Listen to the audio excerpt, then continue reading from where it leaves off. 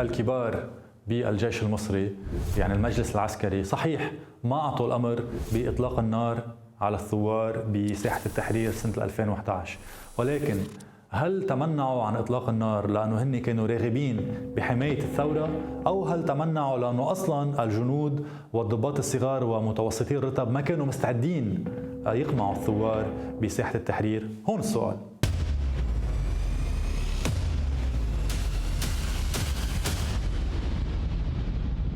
ضباط المجلس العسكري يعني كبار الضباط بالجيش المصري ما كان عندهم إمكانية يقمعوا الثورة، لأنه تركيبة الجيش المصري والضباط الصغار تكرارا وضباط المتوسطي الرتب وأيضا الجنود المصريين ما كانوا مستعدين يقمعوا بالدم الثورة المصرية سنة 2011. يعني بمعنى آخر ما كانوا هؤلاء الضباط وهؤلاء الجنود مستعدين يتصرفوا بمصر مثل ما زملائهم تصرفوا بسوريا.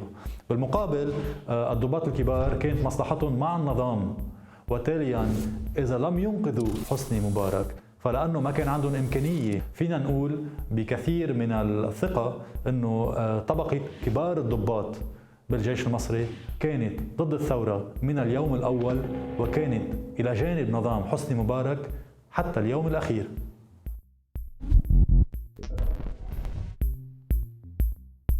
حسني مبارك أهم طريقة حافظ فيها على ولاء الضباط الكبار لنظامه كان من خلال خدمة مصالحهم الاقتصادية. كيف خدم مصالحهم الاقتصادية؟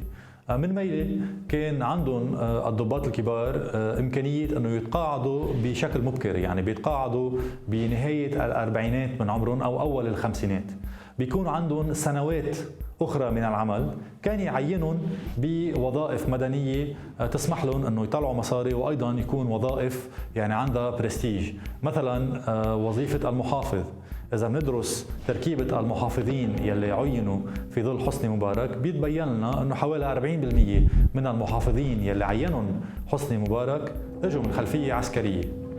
ليش كان مهم أنك تكون محافظ؟ لعدة أسباب، منها مثلا أنه في ظل حسني مبارك كانت مصر عم تستكمل تحولها من النظام الاشتراكي يلي كان سائد في وقت ناصر إلى النظام الاقتصاد الحر، وبالنتيجة إلى النيوليبرالية. طبعا وقت تقول نيوليبرالية يعني عم تحكي بخصخصة، وتاليا كان في بالإمكان لكل عالم هن بموقع السلطة والمحافظين هن جزء منهم أنه يتربحوا ويستفيدوا ماليا من خلال بيع مؤسسات القطاع العام بأقل من حقها للقطاع الخاص مقابل رشوات كانوا يحصلوا عليها. فإذا أنك تعين محافظ في ظل حسني مبارك عمليا كأنك ربحت اليانصيب، وجزء كبير من الضباط كان عندهم رغبة أنه يصيروا محافظين. هذه كانت وسيلة من الوسائل يلي استعملها حسني مبارك للحفاظ على ولاء كبار الضباط بالجيش المصري. نسبة المحافظين بخلفية عسكرية لجنوب سيناء في ظل مبارك هي 100%. شمال سيناء عين 6 محافظين كلهم عسكر، البحر الأحمر 8 محافظين 8 اجوا من خلفية عسكرية، السويس 8 محافظين 8 اجوا من خلفية عسكرية، أسوان 5 محافظين كلهم عسكر، مطروح 8 محافظين كلهم عسكر، الوادي الجديد عين مبارك 7 محافظين 6 منهم اجوا من خلفية عسكرية. في تعيينات ما بعد التقاعد لقادة الحرس الجمهوري في ظل مبارك. بيبين لنا هيدا الجدول مثلا محمود زهيري يلي كان أحد قادة الحرس الجمهوري بالتسعينات عين محافظ جنوب سيناء مرتين ب93 وب96. محمد حسين طنطاوي طبعا يلي أيضا كان قائد الحرس الجمهوري فيما بعد صار وزير دفاع وظل وزير دفاع لسنوات. مصطفى عفيفي إسماعيل يلي أيضا من قادة الحرس الجمهوري عين أيضا مرتين محافظ جنوب سيناء بال97 وبال99.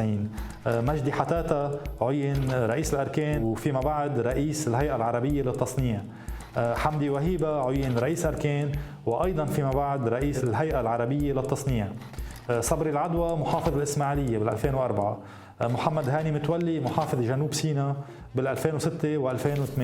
طريقة ثانية للنظام المصري في ظل حسني مبارك للحفاظ على ولاء كبار الضباط المصريين هي بالسماح لهؤلاء الضباط ببناء مجال أو حيز اقتصادي خاص فيهم والتحكم فيه.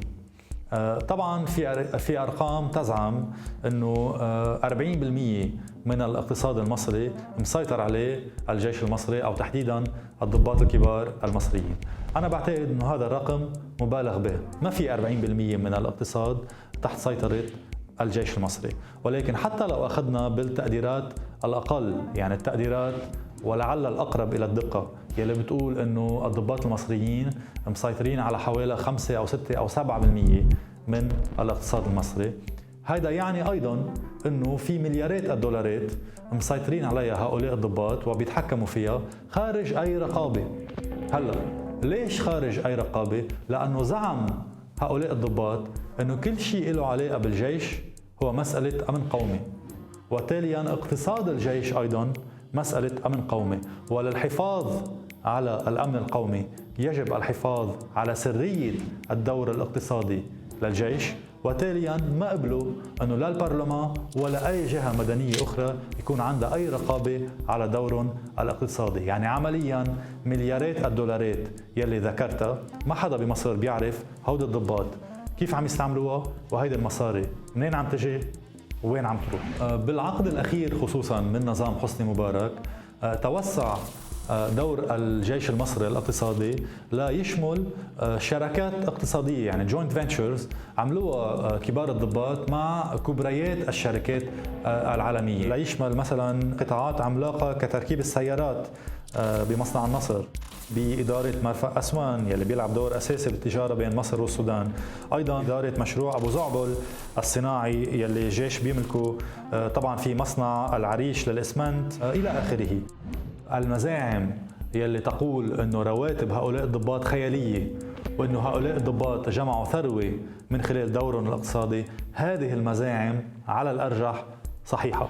جمهورية كبار الضباط بمصر يلي عمليا بلشت مع عبد الناصر يلي عطي كتير الضباط امتيازات ما كان عندهم إياها في ظل النظام الملكي، تعززت مع السادات لأنه السادات هو يلي بلش يعطي الضباط دور اقتصادي وحيز اقتصادي مستقل، ثم تعززت بعد أكثر مع نظام مبارك طوال 30 سنة.